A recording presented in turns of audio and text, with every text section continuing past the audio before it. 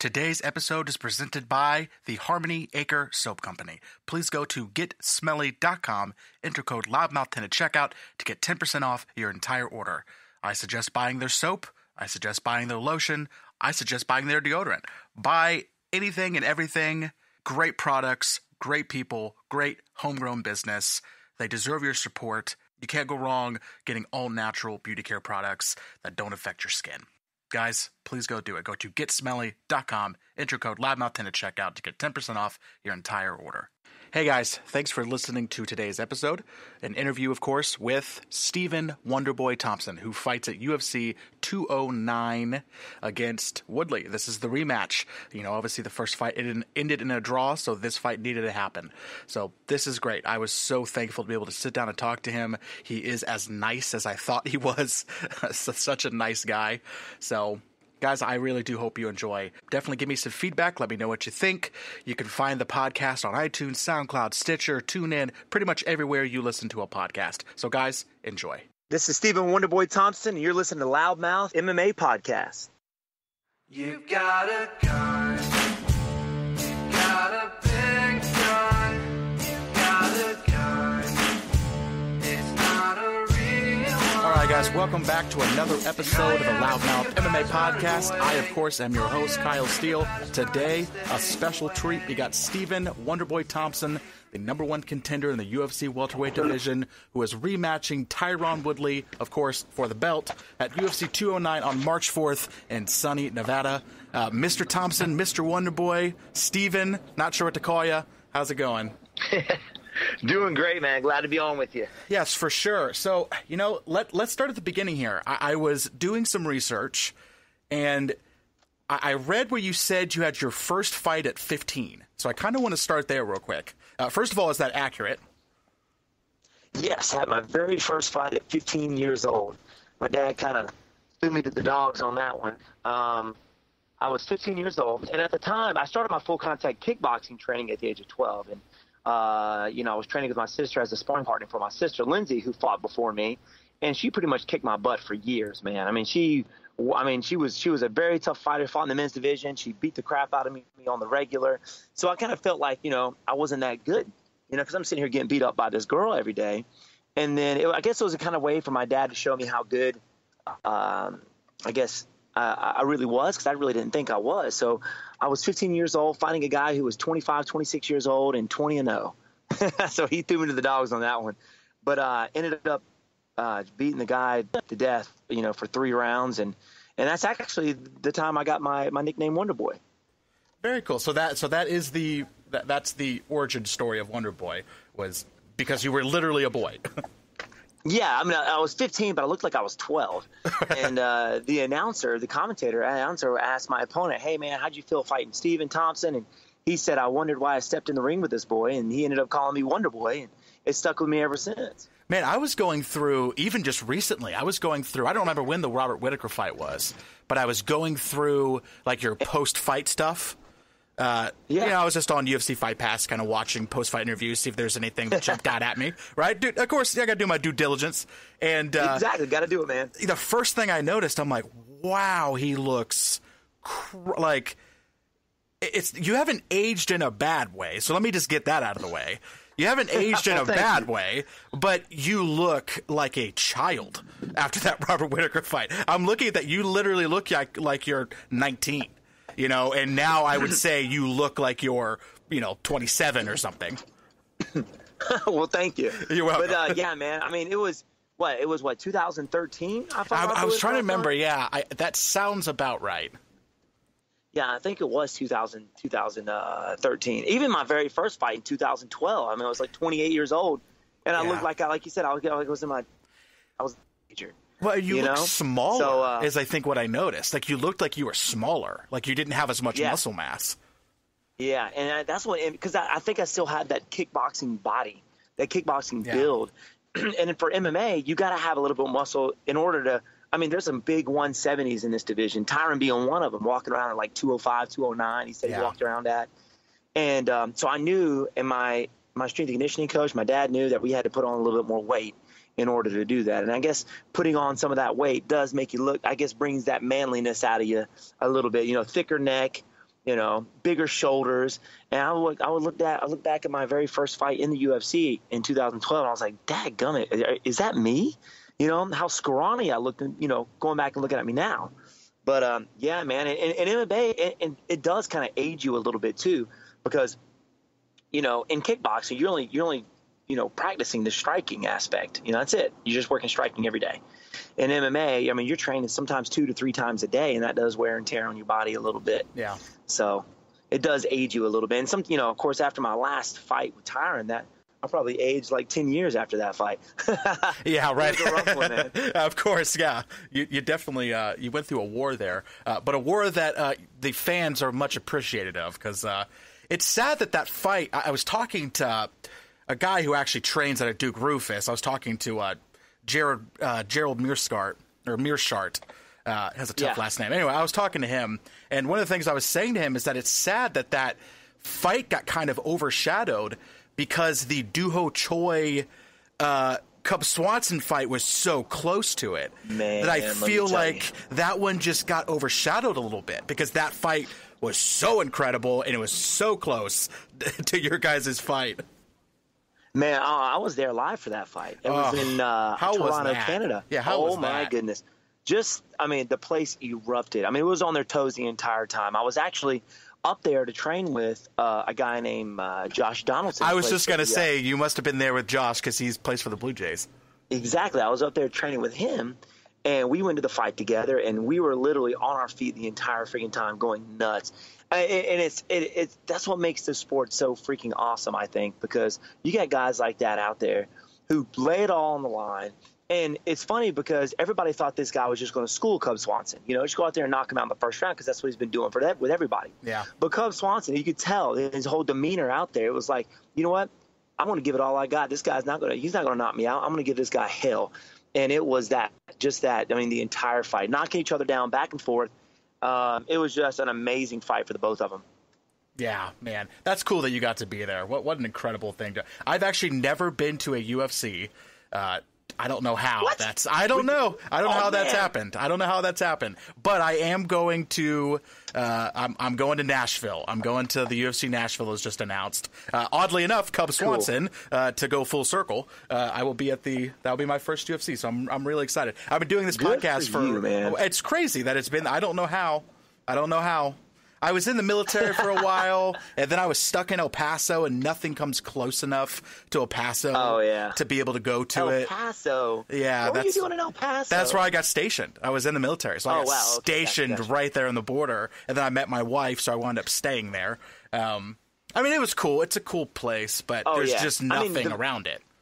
The very first UFC I actually went to, I was 12 years old, and it was UFC 2 or 3. I don't remember which one it was. It was in Charlotte, North Carolina. My dad took me to it. It was just me and Pops, and at the time, you have never seen anything like that before. Everybody was just boxing or kickboxing. That was it. We've never seen. I mean, these guys are out there going out, no weight class, bare knuckle. I mean, just beating the crap out of each other. It was literally at the time style versus style. That's crazy. It wasn't mixed martial arts then, And that was actually when I told my dad I'm going to be fighting for the UFC one day. I'm going to do this. Oh, man, it was – I mean, just to go back and look at that now, and I just feel blessed to be where I'm at, to be honest with you.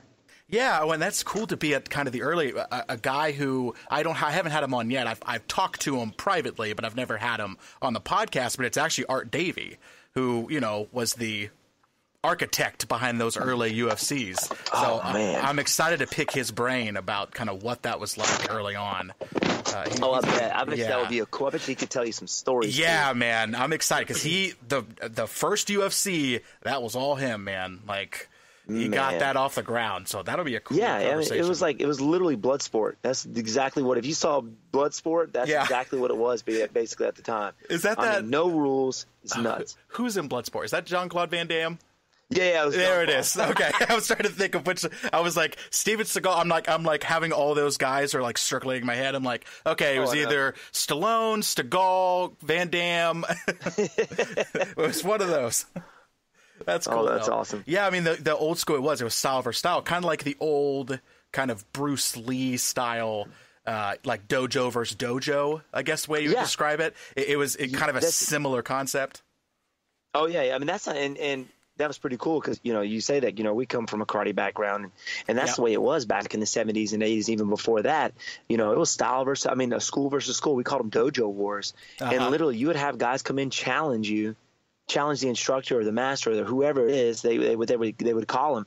And I remember my dad has told me some stories, and he still tells stories about when guys would come up to his instructor school and he would have to put them out, man. It was, that's why they did it. And you can actually hear some stories of that happening even now in some smaller towns around South Carolina, Alabama, southern states. I don't know if they still do that up north, but that's why they did it, man, back in the day. Even if you saw some of the early Gracie videos in Brazil, they would have guys come in and just challenge those guys.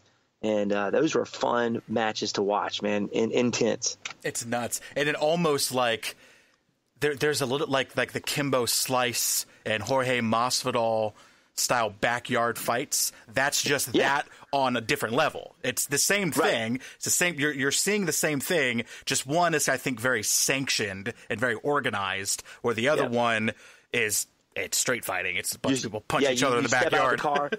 Yeah, I remember watching Kimbo Slice. He literally stepped out of a Tahoe, puts his mouthpiece in, takes his necklace off, and just goes right into fighting. Nuts. It's like he didn't even warm up. He just went straight out there and just started banging. Yeah, I always watched those when I was a kid. I probably shouldn't have, but they were great. we all did anyway. Oh yeah, we all watched them. Well, watched them. And I didn't even realize it was funny when I heard somebody talking about, this has been a little while, but somebody was talking about how Jorge Masvidal was on those. I was like, what are you talking about?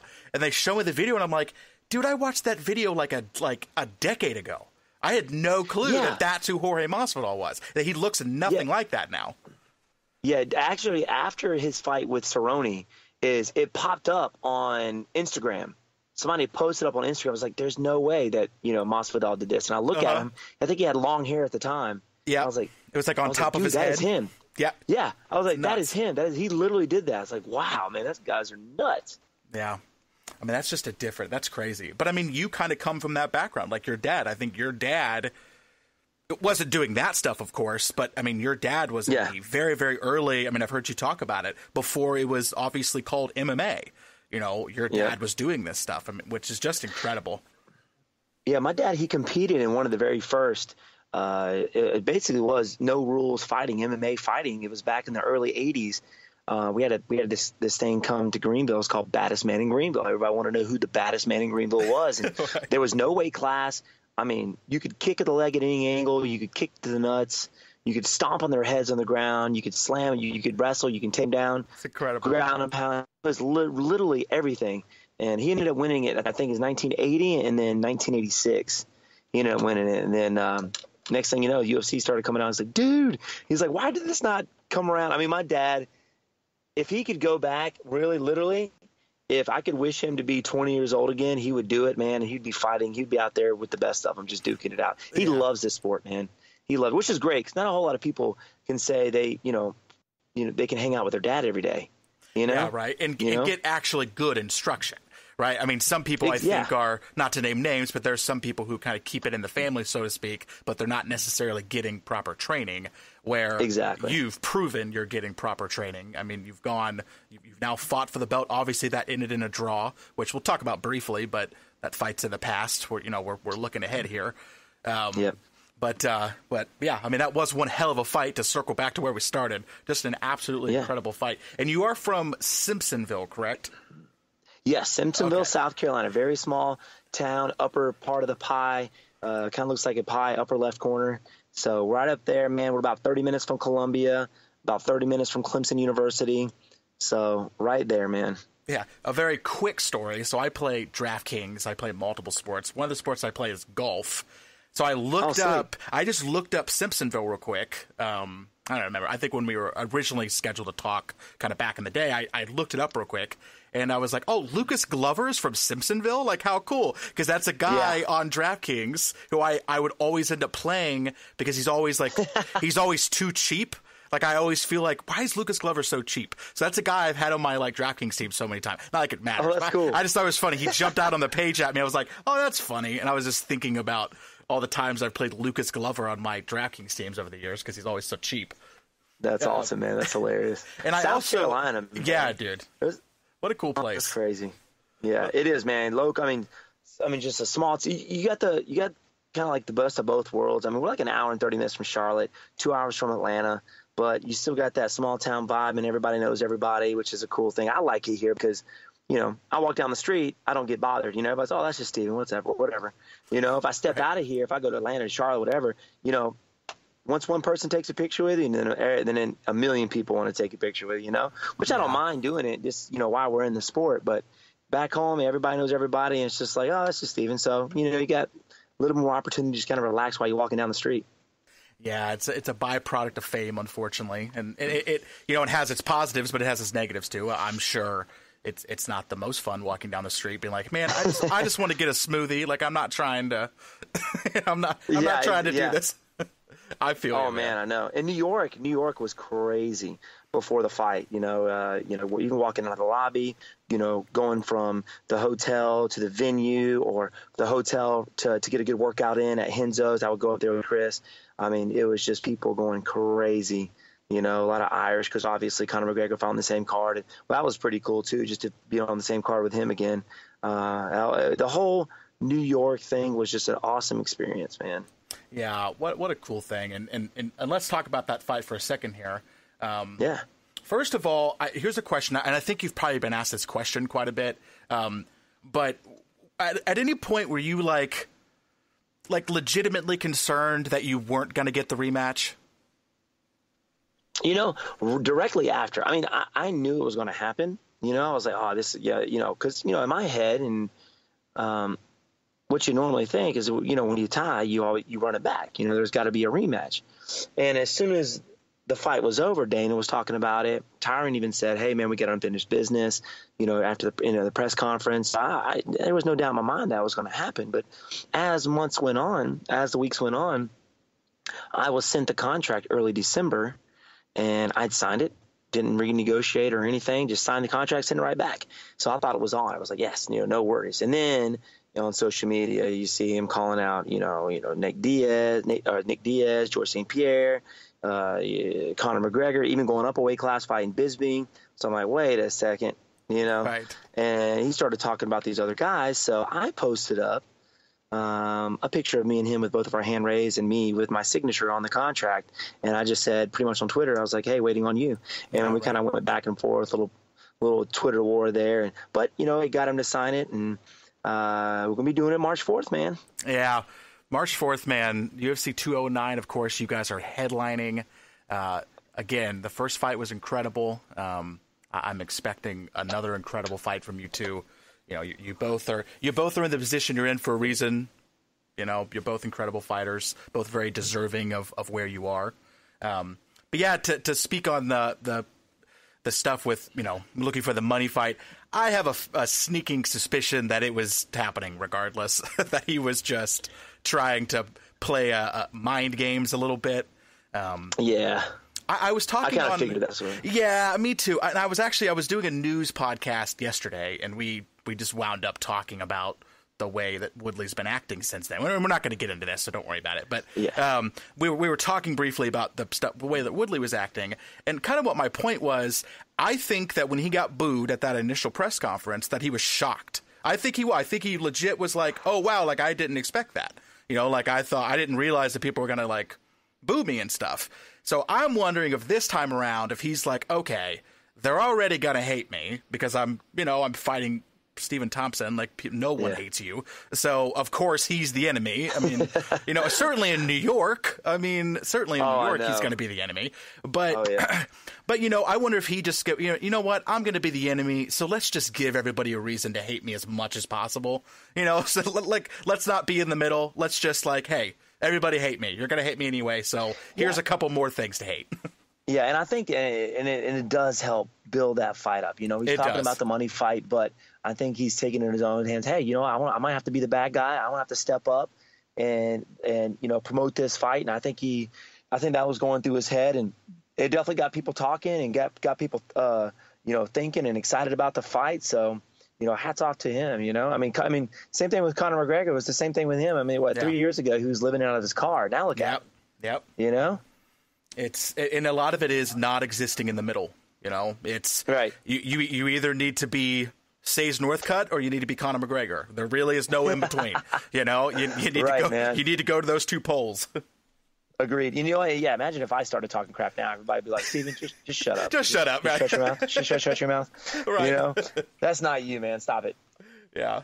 All right. So moving forward, I do want to ask before we kind of completely move forward. What was your biggest takeaway from that first fight?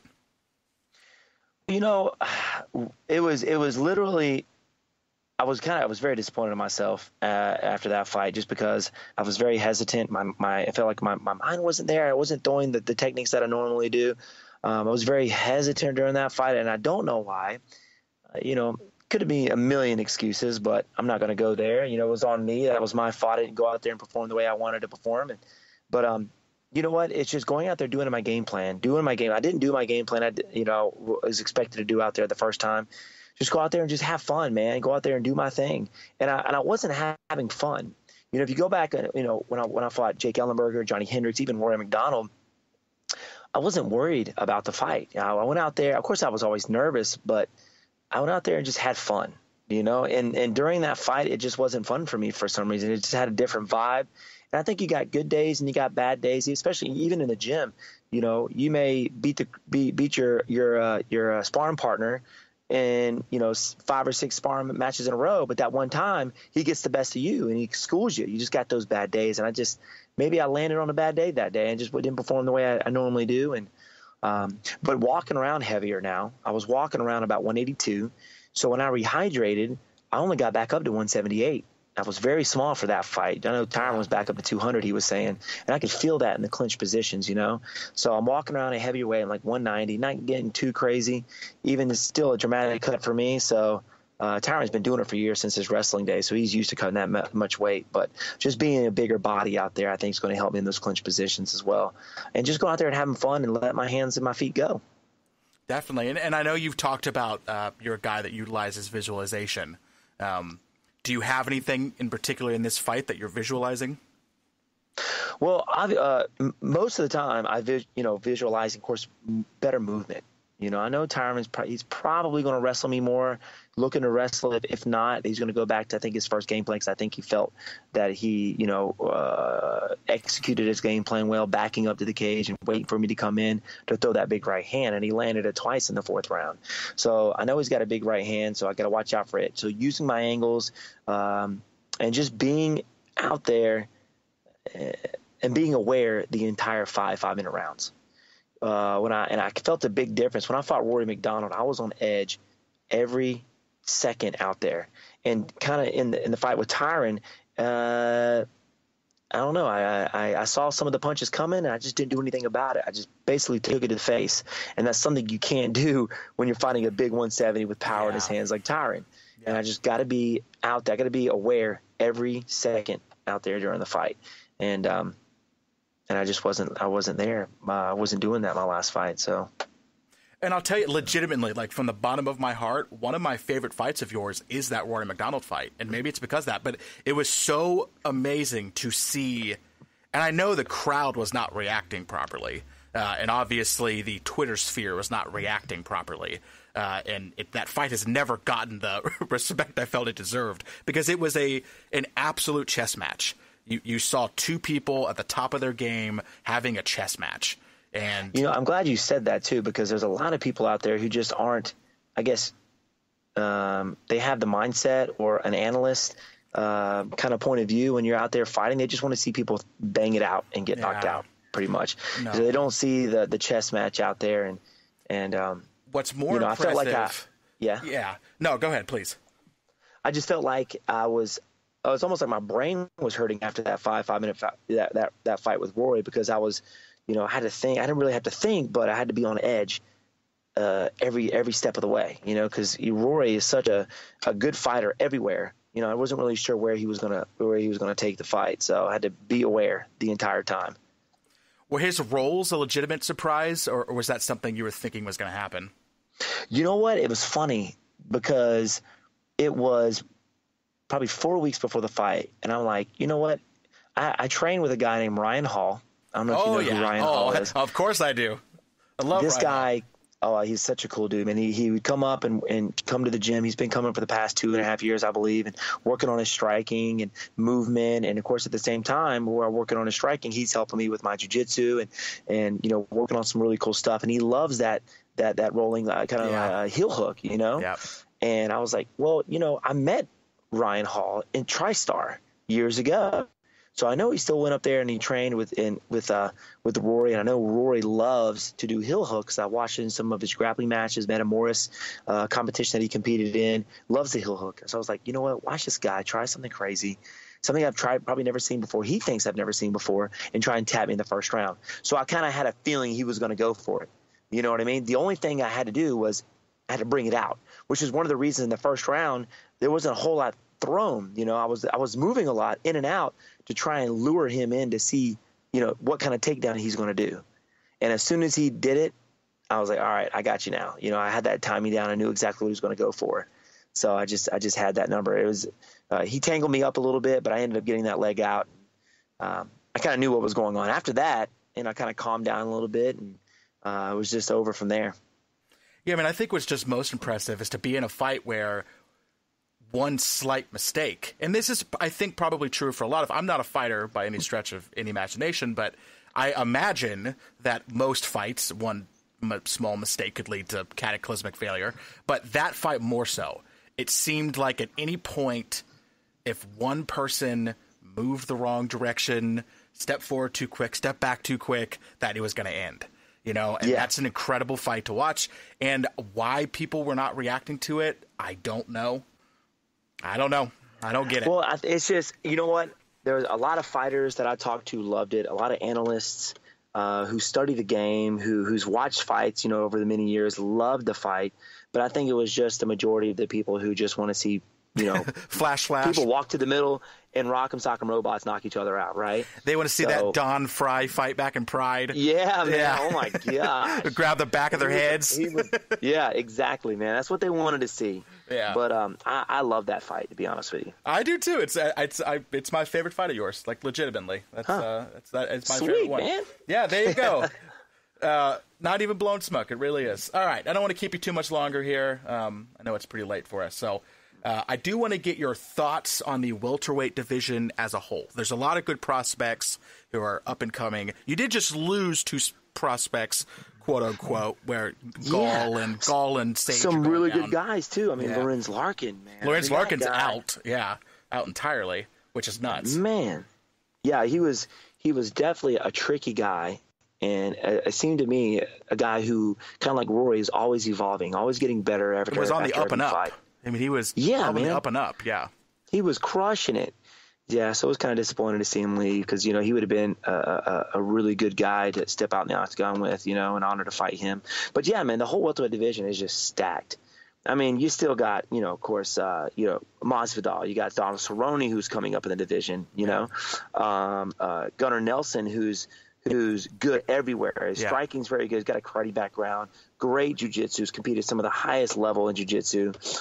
Damian Maia, who's ranked number 3 right now, who's just phenomenal at that one thing. It's when you see guys, especially in the sport, you're starting to see more of the actually guys who come up in MMA and not in one style. But those guys that come up in that one style, at the very high level, you see more. It's like, I don't know, more of those guys.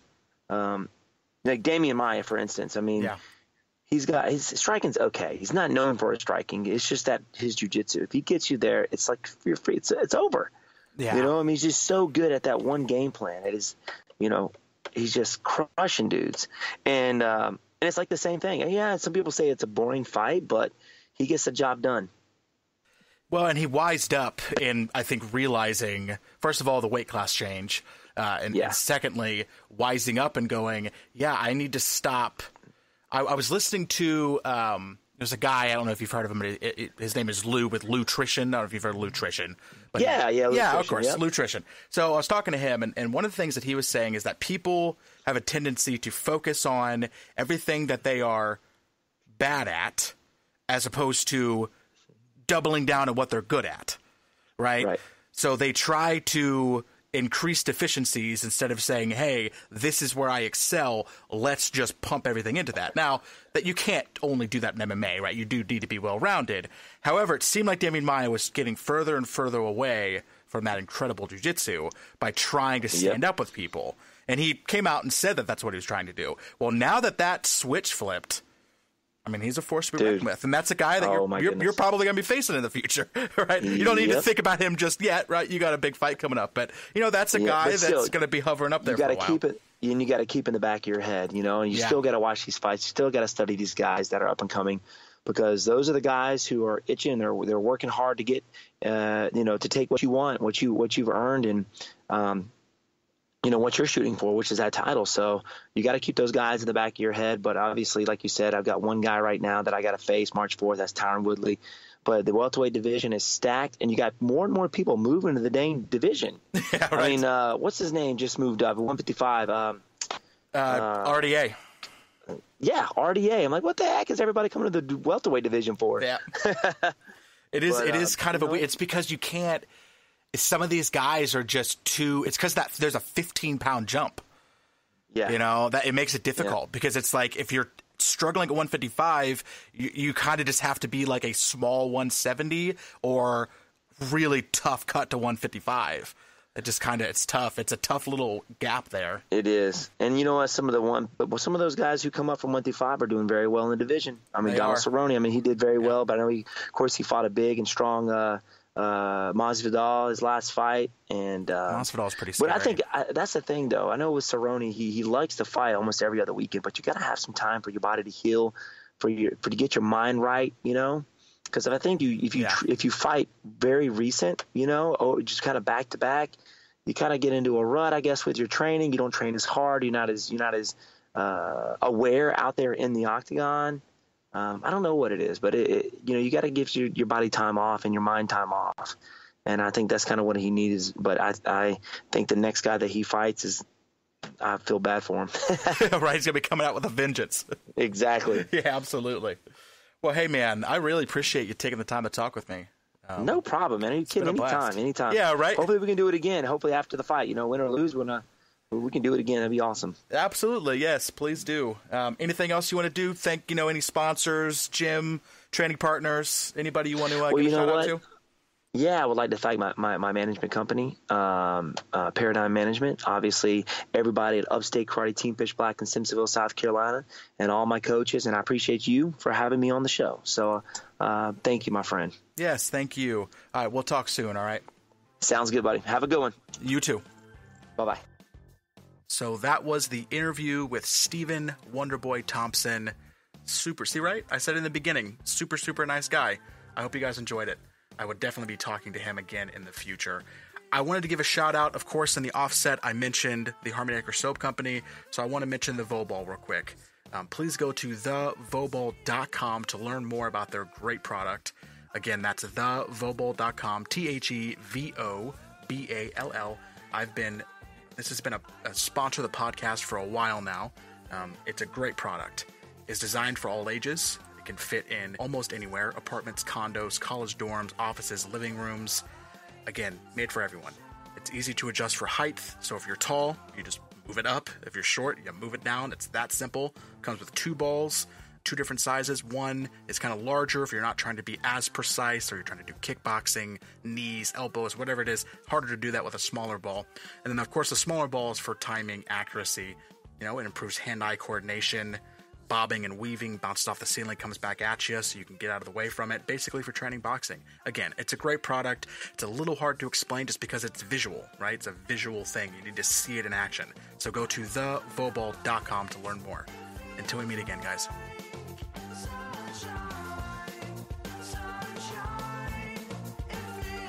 The host of the LoudMouth MMA podcast, Kyle Steele. Executive producer and head of marketing, Philip Herman. Today's episode was mixed by Danny Adams, myself.